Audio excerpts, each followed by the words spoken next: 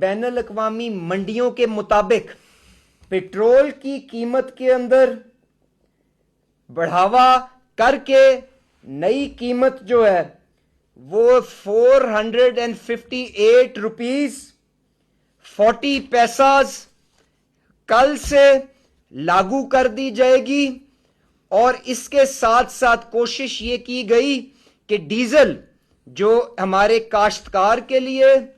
Public transport کے لیے بہت ہی کلیدی کردار اور جز رکھتا ہے، اس کے اندر کم سے کم بڑھاوا آگے پاس کیا جائے اور اس کی نئی قیمت کو 520 روپے 35 پیسے کے اوپر رکھا جائے۔ تو حکومت نے اپنی چادر دیکھتے ہوئے بھرپور کوشش کی ہے کہ عوام کو بلینکٹ پروٹیکشن بھی دی جا سکے، پر کیونکہ وسائل محدود ہیں اور اس جنگ کے اختتام کی کوئی ابھی حالت سامنے نظر نہیں آ رہی، تو حکومت یہاں پہ مجبوراً اپنے معاہدوں کے تحت، اپنے وعدوں کے تحت اور ایک ذمہ داری کے تحت اس قیمت کو آگے پاس کر رہی ہے۔